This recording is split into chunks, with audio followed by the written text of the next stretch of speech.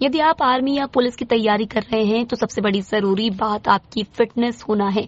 लेकिन समस्या यह है, सोल्जर जैसी फिटनेस बनाए रखने के लिए शहर में कोई भी मार्गदर्शन देने वाला नहीं था। लेकिन शहर में अब इस समस्या का हल खत्म होता उस समय दिख रहा है जब जानकीमन कॉलेज में मैदान में सेना के जवानों को ट्रेन करने वाले हिमाचल निवासी संतोष कुमार ने जबलपुर में अपना फिजिकल ट्रेनिंग कैंप शुरू किया। इस ट्रेनिंग कैंप की विशेषता है कि इसमें वेट लॉस की इच्छा रखने वाले भी पहुंचकर लाभ उठा सकते हैं। गौरतलब है कि जबलपुर के बच्चों की अग्निवीर की तैयारी थ्योरिकल इंस्टीट्यूशन तो मौजूद थे, मगर फिजिकल ट्रेनिंग देने वाला कोई भी मौजूद नहीं था। लेकिन अब यह कमी संतोष से खत्म होती दिखाई दे रही है। जानकीमन कॉलेज के पीछे का ग्राउंड हमने यहाँ पे फिजिकल फिटनेस एकेडमी, जिसका नाम है फिटनेस इंस्टीट्यूट ऑफ डिफेंस, आज से वो ओपन किया है। कल से वो शुरू हो जाएगा। सुबह 6 बजे से लेके 10 बजे तक 4 सेशन रहेंगे और शाम को 2 सेशन रहेंगे। एनडीए, पुलिस, आर्मी, जो भी जहाँ पे भी फिजिकल लगता है या जिसको वेट लॉस करना है, बेली फैट कम करना है, वो यहाँ पे आ सकते हैं, जिसकी ज़्यादा फीस भी नहीं है। और मैं 15 साल से आर्मी में, जीआरसी में फिजिकल ट्रेनर रह चुका हूँ। इतना तजुर्बा मेरे पास है कि किसी को भी मैं 3 महीने में फिट कर सकता हूँ। आप आएँ और 2 दिन का ट्रायल लें, पसंद आए तो आगे बढ़ें, नहीं तो आप जा सकते हैं। रांची में एक मजदूर ने आर्थिक तंगी के चलते फांसी लगाकर आत्महत्या कर ली। घटना की जानकारी जैसे ही क्षेत्रवासियों को पता चली तो मौके पर सनसनी का माहौल निर्मित हो गया। क्षेत्रवासियों ने घटना की जानकारी रांची पुलिस को दी, जिसके बाद मौके पर पहुंची पुलिस ने शव को पोस्टमार्टम के लिए मेडिकल अस्पताल भिजवाते हुए जांच शुरू कर दी है। घटना रांची के शांतिनगर की है, जहां एक बेलदार युवक ने बाथरूम में फांसी लगाकर मौत को गले लगा लिया। युवक को जब बच्चे और पत्नी ने फंदे पर लटका हुआ देखा तो चीख पड़े, जिसकी सूचना पुलिस को दी। पुलिस ने मरकायम का जांच में लिया है। आज राजकुमार कोरी शांतिनगर का फांसी लगा लिया था अपने घर में। उसके घर वाले उसको उठा के हॉस्पिटल ले गए। फौत होना बताया डॉक्टर ने, फिर वापस ले आए। इसकी सूचना वारिसानों द्वारा थाना रांची में दी गई है। हमने मरकायम करके वहां पर मौके पर जाकर के पंचायत थाना में करके इसकी डेड बॉडी को पोस्टमार्टम के लिए मेडिकल कॉलेज जबलपुर रवाना किया गया है। कल हो पाएगा, अभी तो शाम हो गया। कल आगे इसकी जांच की जाएगी कि आखिर में ये मजदूर था, इसका किसी से कोई बुराई तो थी नहीं और घरेलू कोई परेशानी रही होगी, वो आगे जांच में पता चलेगा।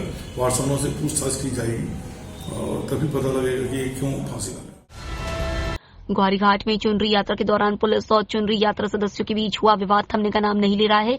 पूर्व में जहां विवाद के पश्चात पुलिस द्वारा नर्मदा सेवा पदयात्रा समिति के अध्यक्ष रामदास यादव पर मामला दर्ज कर दिया गया था, वहीं आज इस बात से नाराज समिति के लोग आज कांग्रेस कमेटी कैंट ब्लॉक अध्यक्ष राजेंद्र पिल्ले के साथ पुलिस अधीक्षक कार्यालय पहुंचे और पूरे मामले को लेकर निष्पक्ष जांच करते हुए दोषी पुलिसकर्मियों सहित थाना प्रभारी गौरीघाट भुवनेश्वरी चौहान के निलंबन की मांग की। इस दौरान उन्होंने पुलिस अधीक्षक सिद्धार्थ बहुगुणा के नाम एक ज्ञापन डीएसपी तुषार सिंह को सौंपा और उन्हें बताया कि गौरीघाट थाना प्रभारी द्वारा तानाशाह रवैया अपनाते हुए यात्रा को न केवल रोका गया बल्कि समिति के सदस्यों को घसीट कर मारा भी था।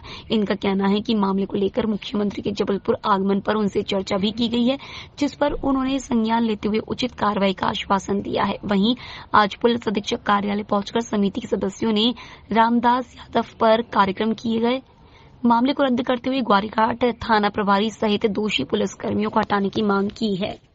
पूरा विवाद यह है कि विगत 22 जुलाई को नर्मदा चुन्नी यात्रा महोत्सव समिति जो कि रांची से बाकायदा हर वर्ष निकलती है, 6वां वर्ष था और प्रशासन ने इसके बाकायदा पूरे शहर के प्रशासन ने सहयोग किया, सब किया। जब आखिरी में झंडा चौक गौरीघाट पहुंचती है यात्रा, मुश्किल से 100 मीटर की दूरी पे जब गौरीघाट पे नीचे जाना होता है तो वहां पर गौरीघाट टीआई अपनी तानाशाही दिखाते हुए श्रीमती भुवनेश्वरी चौहान द्वारा उस रैली को रोका गया। बोले आप आगे से जलहरी घाट तरफ से जाएं, जबकि जलहरी घाट भी रास्ता बंद किया हुआ था। इन्होंने बोले नहीं, हम अंदर नहीं जाने देंगे, आप यहाँ से जाइए, वहाँ से जाइए। जिस बात पर समिति के सदस्यों ने उनसे इस बात का विरोध किया तो उन्होंने बहुत ही गलत तरीके से 2 सिपाहियों को भेजकर एक तो यात्रा समिति के अध्यक्ष संयोजक को घसीटा गया, उसके बाद जो यात्रा में अन्य श्रद्धालु थे उनके साथ भी अभद्रता की, जिसको लेकर वहाँ पर धरना प्रदर्शन हुआ। कम से कम आधे घंटे तक वहाँ, 1 घंटे बाद यहाँ पर एडिशनल एसपी प्रियंका शुक्ला जी जो हैं वरिष्ठ अधिकारी आई, उनको आश्वासन के बाद कि इस टीआई पे कार्रवाई की जाएगी। उसके बाद भी आज तक कोई कार्रवाई नहीं की गई। उल्टा जो श्रद्धालु चुन्नी यात्रा में शामिल थे उनके ऊपर धारा 353, 341 का मामला दर्ज कर दिया गया। आज हमारी यह मांग है कि अगर शीघ्र ही STI को, जिसकी तानाशाही के कारण श्रद्धालुओं को ये दिक्कतें हुई नर्मदा चुन्नी यात्रा में, शीघ्र ही भुवनेश्वरी चौहान को नहीं हटाया जाता तो हम कांग्रेस कमेटी के लोग तीव्र आंदोलन करेंगे। और हमारी ये भी मांग है SP साहब से कि जिन भी श्रद्धालुओं को मामले दर्ज किए गए हैं 353, 341 के वे वापस लिए जाएँ, अन्यथा हमारे कैंट ब्लॉक कांग्रेस कमेटी और समस्त कांग्रेस जन मिलकर उग्र आंदोलन छेड़ेंगे, जिसका जिम्मेदार पुलिस प्रशासन होगा। बड़े पत्थर से ये चुनरी यात्रा वहाँ से निकली थी, जो कि अनेक थाने बीच में रास्ते में पड़े और सभी थाने वालों ने बड़ा अच्छा सहयोग किया, बड़ा इंतजाम किया सारे लोगों ने। और चुनरी यात्रा जब करीब बिल्कुल गौरी घाट के 200 मीटर पूर्व भी ज़्यादा बचा होगा, वहाँ पहुँचने के बाद TI द्वारा वहाँ पे बहुत बड़ा अभद्र व्यवहार किया गया कि यहाँ से नहीं जा सकते, यहाँ पे यानी आप वहाँ से जाइए। और किसी प्रकार का कोई प्रतिबंध तो था ही नहीं, क्योंकि मुख्यमंत्री 26 तारीख को आने वाले थे, ये भी हमने वहाँ से जानकारी मांगी। तो ऐसे यानी निर्दोष लोग जो बताइए भक्त लोगों के ऊपर यदि इस प्रकार के अत्याचार करके उनके ऊपर लाठी चलाया गया, मार घसीटा गया, बहुत अनेक प्रकार के प्रताड़ना करने के पश्चात फिर उन्होंने ऐसी धारा लगा दी कि आप उनका उल्लंघन कर रहे थे, ये कर रहे थे, वो करके। तो हमने यही इसी पकड़ में फिर इसके बाद SP साहब उनके पास फ़ोन किया, SP साहब ने एक रिपोर्ट किया, रिपोर्ट करने के पश्चात फिर उनको वहाँ से उसी रास्ते से चुनरी यात्रा पुनः वहाँ भेजी गई। ये सारे पेपर में पूरा सभी चीज़ में आया। इसके बाद जब अपन को ये पता चला तो आज हम SP ऑफिस में आकर ये ज्ञापन देने आए हुए कि तत्काल उनको अलग किया जाए वहाँ से, वो अधिकारी को, और दोनों पुलिस वालों के ऊपर भी कार्रवाई की जाए। इसके बाद यदि नहीं करते हैं तो फिर हम धरना प्रदर्शन ये इस प्रकार की हर चीज़ करेंगे। एक तलाकशुदा महिला की पहचान तलाकशुदा मैट्रिमोनियल साइट पर एक व्यक्ति से हुई, जिसके बाद दोनों में बातें होनी शुरू हो गई। इस बीच दोनों ने तय किया कि वह जल्द ही शादी करेंगे, जिसके बाद महिला और पुरुष दोनों के बीच शारीरिक संबंध स्थापित हो गए। वहीं युवक ने महिला से किसी काम के बहाने 10 लाख रुपए भी ले लिए, जिसके बाद उसने महिला से बातचीत बंद कर दूरियां बना ली। महिला द्वारा जब उससे बात करनी चाहिए तो उसने बात करने से इनकार कर दिया। वहीं महिला ने जब उस पर शादी का दबाव डाला तो उसने महिला के साथ शादी करने से साफ इनकार कर दिया, जिसके बाद पीड़ित महिला विजयनगर थाने पहुंची और अपने साथ हुई धोखाधड़ी और दैहिक शोषण की शिकायत दर्ज कराई। आज हमारी महिला सशक्तिकरण टीम के द्वारा कुछ दिनों से हमें सूचना प्राप्त हो रही थी, एक लड़की बहुत दिनों से प्रताड़ित थी, जिसको एक लड़का सुमित गुप्ता करके लड़के ने काफ़ी दिनों से उसको प्यार का प्रलोभन देकर उसको काफ़ी दिनों से यहाँ पर बुला रहा था जबलपुर। वो काफ़ी दिनों से मिलने आ रहा था और उसने ये कहा कि हमारा जो मेरा डिवोर्स होने वाला है तो मैं तुमसे शादी करूँगा। इसके तहत लड़की से कम 10.5 लाख रुपये उसने ऐंठ लिए। अब उसके साथ लड़की जब पैसे मांग रही थी कि मेरे पैसे वापस करिए, तो उस लड़के ने कह दिया कि मैं साहब तुमसे शादी नहीं करना चाहता।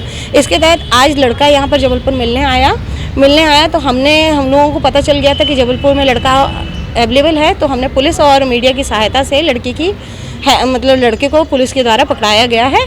उसके तहत अब जो भी होगा थाने में हम जाके रिपोर्ट उसकी दर्ज करवा रहे हैं। प्रार्थिया थाने पर उपस्थित आई थी और एक शिकायत बताया था कि औरंगाबाद से एक व्यक्ति से उसकी जान पहचान हुई थी। महिला डिवोर्सी है, डाइवोर्स मैट्रिमोनियल साइट से उसकी जान पहचान हुई थी। दोनों बातचीत करने लगे। उसके बाद कुछ समय बाद इन्होंने शादी का प्लान किया। ये सुमित गुप्ता नाम के व्यक्ति औरंगाबाद से आते थे और इनके साथ में आके शादी करना चाह रहे थे, लेकिन इस बीच में इन दोनों के शारीरिक संबंध बने और अब वो महिला से शादी करने से इनकार कर रहा है। महिला से इस बीच में उसने कई प्रकार से बातें करके उससे जाल में फंसा के पैसों का भी प्रलोभन देकर उससे भी कुछ राशि ली है। तो जो महिला दोनों तरह की शिकायत कर रही है, दैहिक शोषण और रुपए जो उसने लिए हैं वो वापस देने के लिए। जबलपुर के रानीताल स्टेडियम में खेलो इंडिया यूथ गेम का आज तीसरा दिन है। तीसरे दिन भी खो खो तीरंदाजी का आयोजन किया गया, जिसमें मध्य प्रदेश सहित कर्नाटक, छत्तीसगढ़, राजस्थान, हिमाचल के खिलाड़ियों ने खो खो में हिस्सा लिया। वहीं तीरंदाजी में उड़ीसा, कर्नाटक, महाराष्ट्र और पंजाब, तमिलनाडु, मध्य प्रदेश के बीच तीरंदाजी के खिलाड़ियों ने आज हिस्सा लिया। जबलपुर में खेलो इंडिया यूथ गेम्स में 4 खेल खो खो, तीरंदाजी, तलवारबाजी और रोड साइकिलिंग का आयोजन किया जा रहा है। इनमें खो खो प्रतियोगिता की शुरुआत आज बालक वर्ग में मेजबान मध्य प्रदेश और पश्चिम बंगाल के बीच खेले गए मैच से हुई। आज खेलो इंडिया गेम्स का दूसरा दिन है। जबलपुर में मैचेस चल रहे हैं और सभी व्यवस्था बहुत अच्छी दिख रही है और कल का भी यही एक्सपीरियंस है कि जो प्लेयर्स हैं वो यहाँ की व्यवस्था से काफ़ी खुश हैं, एंजॉय भी कर रहे हैं और जो हमारे दर्शक बच्चे भी आ रहे हैं वो इन प्लेयर्स को देख के बहुत प्रेरित हो रहे हैं। जबलपुर के कमिश्नर कार्यालय में आज मेहरा समाज के विभिन्न संगठनों ने कमिश्नर के नाम ज्ञापन सौंपते हुए कमिश्नर से आरोपियों के विरुद्ध कार्रवाई की मांग की है।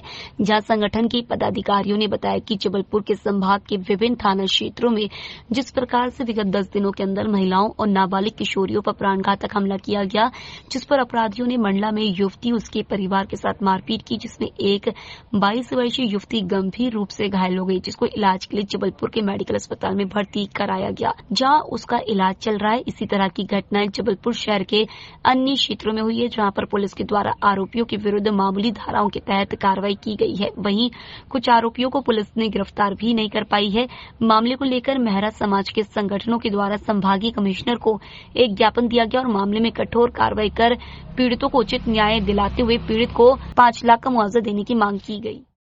मेहरा समाज के अंतर्गत विभिन्न जो अनुसांगिक संगठन हैं, सामाजिक संगठन हैं, लगातार समाज के लोगों पर हो रहे हमले, जो अलग अलग वर्ग के लोग हमले कर रहे हैं, उसके खिलाफ समाज में व्यापक आक्रोश है। और इस जन आक्रोश के लिए आज यहाँ आप देख रहे हैं कि काफ़ी संख्या में लोग यहाँ इकट्ठे हुए हैं। ये सभी संगठनों के प्रतिनिधि हैं। जैसा कि मंडला के मोहगांव थानांतर्गत सिंगारपुर गांव में पीड़िता के साथ आरोपियों के द्वारा जो है रात में उनके घर में घुस करके बर्बरतापूर्वक मारपीट की गई है, जानलेवा हमला किया गया है, छेड़खानी की गई है, पेट्रोल डालकर जलाने की कोशिश की गई है और उसके कपड़े फाड़े गए हैं, बेरहमी से मारपीट की गई है। उसमें से एक बच्ची जो 22 साल की है, उसकी रीढ़ की हड्डी में 2 फ्रैक्चर हैं। वो वर्तमान में मेडिकल हॉस्पिटल में इलाजरत है, भर्ती है। इसके बावजूद प्रशासन के दबाव में वहाँ पर पुलिस ने जो FIR दर्ज की है उसमें अभी तक 307 यानी जान से मारने के प्रयास की धारा नहीं लगाई गई है। 354 यानी लड़की से छेड़छाड़ की धारा नहीं लगाई गई है। जो 8 आरोपी उसमें लिखे हैं FIR में, उसमें से 5 अभी तक गिरफ्तार हैं, 3 अभी तक फरार हैं। उनको गिरफ्तार करने की कोशिश नहीं की गई है। घटना के टाइम पे 12 लोग थे, जो कि पीड़िता के आवेदन में स्पष्ट लिखा हुआ है, लेकिन FIR में केवल 8 लोगों का जिक्र है, 6 धन 2 अन्य। तो इस तरीके से जो उन लोगों को बचाने की कोशिश की जा रही है, इसके खिलाफ अभी तक पीड़ितों के बयान हॉस्पिटल में आकर के नहीं लिए गए हैं। फ्रैक्चर उसमें शामिल नहीं किया गया है रिपोर्ट में। ठीक इसी तरीके से बरगी के पड़राहा में एक डहरिया समाज के लोगों के ऊपर जानलेवा हमला किया गया है। दुर्भाग्य की बात है कि एक भी आरोपी अभी तक उसमें गिरफ्तार नहीं हुआ है। इसी तरीके से बेलखेड़ा के मातनपुर में एक नाबालिग बच्ची जो उम्र 15 साल की है, उसके साथ छेड़खानी की गई है, उसके भाई के साथ मारपीट की गई है। उसमें एक आरोपी गिरफ्तार है, एक आरोपी फरार है। इस तरीके से लगातार ये जो मैं 3 घटनाएं आपको बता रहा हूँ, ये पिछले 10 दिन की घटनाएं हैं।